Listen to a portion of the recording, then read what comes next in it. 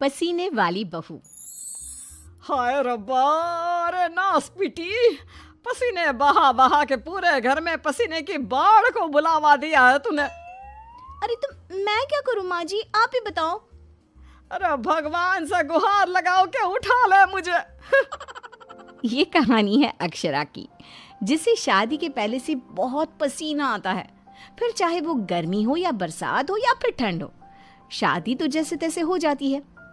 अक्षरा के पति रणवीर को ये बात पता नहीं होती कि अक्षरा को इतना ज्यादा पसीना आता है, और ना ही उसकी सास कौशल्या और ससुर ब्रिजमोहन को पता था। लेकिन वक्त के साथ साथ कुछ ही दिनों में अक्षरा के पसीने से सभी को काफी दिक्कत होने लगती है।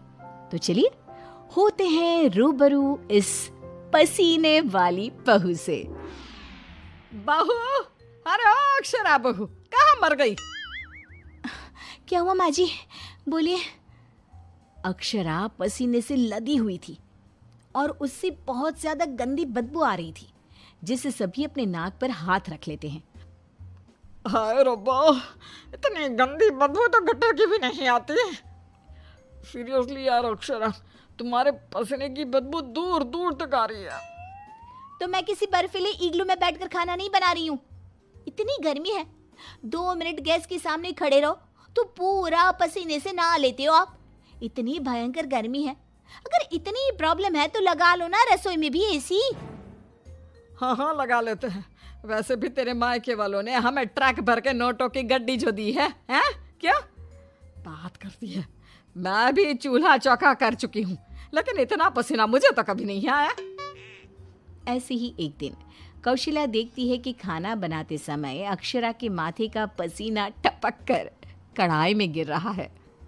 हाय रब्बा, अरे करम जलियों की महारानी, ये देख, देखिए तेरे पसीने की टंकी का लीकेज बह के अब हमारे खाने में भी टपक रहा है। अब अपना खारा पानी तू नमक के तौर पर इस्तेमाल करेगी क्या हमारे खाने में? माँ जी, मैंने जानबूझकर नहीं किया है। और रही बात पसीने की टपकने की, तो इसी बहाने ये घट्टे की सब्जी ना और भी नमकीन और स्वादिष्ट हो जाएगी मेरे पसीने की मिलावट से। छी छी छी छी, मैं जा रही हूँ बाथरूम, क्योंकि मुझे तो तेरी बातों को सुनकर और ये खाना देखकर ही उल्टी आ रही है। आज तो कुछ नहीं पकाएगी। आज हम तीनों तुझे छोड़कर बसंत भोजनालय चले जाएंगे। तू अकेले ही चखते बैठ अपने पसीने से भरे हुए ये व्यंजन। अगले दिन जब रणवीर दफ्तर से घर आता है, तभी वो अपने कमरे में अक्षरा से कहता है, अक्षरा, कल बॉस की वाइफ का बर्थडे है, इसलिए उन्होंने हमें खास न्योता दिया है, तो तुम और मैं कल पार्टी में जाएंगे। मैं ब्लैक कोट पहनूंगा, तो तुम ब्लैक साड़ी पहन लो। ओके पति जी, और कोई आदेश? नहीं नहीं, आदेश नहीं, लेकिन एक रिक्वेस्ट है। वैसे तो पार्टी में एसी होगी, लेकिन फिर भी ना तुम पूरी परफ्यूम की बोतल को अपने ऊपर छिड़क के ही चलना। एक क्या, मैं तो कहता हूँ 5 चाय बोतल को छिड़क लो ना, क्योंकि अगर किसी ने तुम्हारे पसीने की बदबू को सूंघ लिया ना तो फालतू में सीन क्रिएट हो जाएगा वहां पर, ठीक है? मुंह टेढ़ा करके अक्षरा सच में 5 परफ्यूम की बोतल को अपने ऊपर छिड़क कर सच धज के रणवीर के साथ पार्टी में चली जाती है। पार्टी में एसी थी, इसलिए पहले के 15 से 20 मिनट तो कुछ भी नहीं हुआ, लेकिन उसके बाद से जो अक्षरा को पसीने छूटने शुरू हुए कि बस वो पसीने से भीग कर गीली होती ही जा रही थी, और उसकी बहुत गंदी बदबू भी आने लगी, जिसको सुनकर पार्टी के गेस्ट आपस में बात करने लगे। अरे ये इतनी गंदी बदबू कहाँ से आ रही है? शायद किसी के जुराबों की गंदी बदबू है ये। जुराबे नहीं, मामला कुछ और ही है जनाब। इतनी बड़ी 5 स्टार पार्टी में पता नहीं कहाँ से घुस गया कोई गटर का कीड़ा। तभी रणवीर अक्षरा को धीरे से कहता है, तुम्हें कहो तो ना परफ्यूम, पाउडर और साबुन से 10 बार नहाना। लेकिन तुम्हें तो पता है ना कि मुझे पसीने छूटते ही हैं, चाहे कितना भी कुछ भी कर लूं। और उनकी ये बात बगल में खड़ी एक बूढ़ी औरत सुन लेती है और वो बवाल मचा देती है। अरे बाप रे, ये गंदी महक तो यहाँ से आ रही है।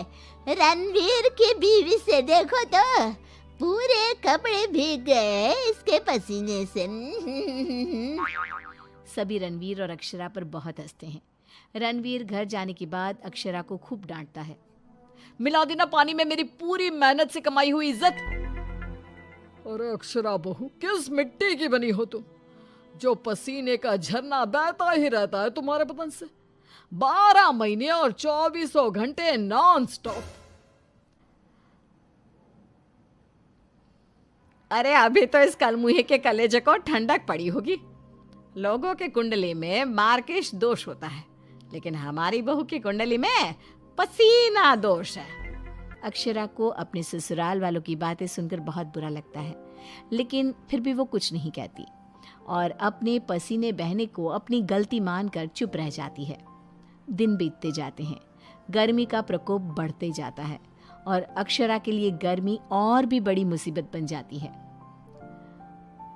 पूरे हाथ, पांव, गले, चेहरे और बदन पर घमौरियां आ जाती है, जिसके कारण उसे खूब जलन महसूस होती है। बहुत जलन हो रही है। माँ जी ने एसी का रिमोट भी छुपा के रखा है, इसलिए ताकि मैं एसी ना लगाऊं और बिजली का बिल बच जाए। मम्मी जी, बहुत आग लग रही है। अक्षरा जाकर बाल्टी भर पानी अपने आप पर डाल देती है, तब जाके उसे थोड़ी सी राहत मिलती है। अक्षरा के पसीने से तंग आकर कौशल्या अब दिन रात घर में अगरबत्ती और अरोमा कैंडल जलाती। अच्छा हुआ जो रणवीर ने ये खुशबू वाली मोमबत्तियां ला कर दी, इनसे हर जगह अच्छी महक आ रही है। हाँ कौशल्या, बड़ी अच्छी सुगंध है, अगरबत्ती और मोमबत्ती दोनों की भी। लेकिन तभी वहां पर बाजार से सामान लाकर पसीने से लदी हुई अक्षरा आ जाती है और उसके पूरे बदन से बदबू आ रही थी और बाल तो पूरे पसीने से भीग गए थे और फर्श पर पसीने की बूंदें भी टपक रही थी। और ये बदबू इतनी तेज होती है कि मोमबत्ती और अगरबत्ती की महक को फेल कर देती है। हाय रब्बा, आ गई करम जली। इसके बदन के पसीने ने तो इतनी महंगी सुगंध वाली मोमबत्ती और अगरबत्ती के खुशबू के दांत भी खट्टे कर दिए। बाहर इतनी भीषण गर्मी है मम्मी जी, ऐसा लग रहा है मानो हम किसी ओवन में बंद हो गए हो और केक की तरह बेक हो रहे हो। उफ। दिन ब दिन अक्षरा का पसीना दुश्वार कर देता है सबका जीना। कभी वो सोते समय पूरे बेड के साथ साथ साइड में रखे हुए रणवीर की इम्पोर्टेंट फाइल्स को अपने पसीने से भिगा देती, तो कभी वो गर्मी से अपने बालों में हुए जुओं को गलती से खाने में मिला देती। हाय रब्बा, आज तो हद ही हो गई, खाने में जुए। अक्षरा बस बहुत हुआ, अब और नहीं। अब तुम सीधा अपना बैग पैक करो और अपने मायके शिफ्ट हो जाओ। बिल्कुल सही कह रहा है रणवीर, हमें नहीं चाहिए ऐसी पसीने वाली बहू। अक्षरा रोने लगती है और कहती है, ठीक है मैं चली जाती हूँ, फिर कभी इस घर की दहलीज पार नहीं करूंगी, बाय। अक्षरा रोंदी सूरत लिए घर से निकल जाती है। शाम में जब रणवीर अक्षरा के मायके फोन लगाता है, तब उसे पता चलता है कि अक्षरा तो अब तक घर गई ही नहीं। इस बात को सुनकर रणवीर, कौशल्या और ब्रिज मोहन तीनों डर जाते हैं और चिंताग्रस्त हो जाते हैं। हायो रब्बा, अब कहाँ ढूंढे हम अक्षरा बहू को। मुझे एक जगह पता है मम्मी, जब भी अक्षरा का मूड ऑफ होता है तो वो वहीं पर जाकर बैठती है। किनारे जाते हैं जहाँ रात के अंधेरे में अक्षरा नदी की साइड की बेंच पर बैठे हुए बिलख बिलख कर रो रही थी। रणवीर तुरंत जाकर अक्षरा के गले लग जाता है और उससे तीनों माफी मांगते हैं। अक्षरा, हमें माफ कर दो, तुम्हें पसीना आना नेचुरल है, लेकिन तुम जानबूझकर नहीं करती हो ये, और हमने तुम्हें गुस्से में क्या क्या नहीं कहा। हाँ अक्षरा बहू, प्लीज माफ कर दे बेटा। तेरे इस पसीने को ना मैं यूं मिनटों में चुटकी बजाकर आयुर्वेदिक और घरेलू उपायों से भगा दूंगी, तू देखना बेटा। हाँ, और अगर उससे भी ना होए तो मेरे पहचान में मेरा एक डॉक्टर दोस्त है। तुम्हारे इस पसीने की तकलीफ का हम सब मिलकर डट कर सामना करेंगे। Thank you. देर से ही सही आप लोगों को मेरा दर्द समझ में तो आया। मैं बहुत लकी हूँ कि मुझे आप जैसे ससुराल वाले मिले। इस तरह ससुराल वाले आयुर्वेदिक उपायों से अक्षरा के पसीने की तकलीफ को मिटा देते हैं और अब उसे मामूली पसीना ही आता है और वो एक सुखी और चैन भरी जिंदगी बिताने लगती है।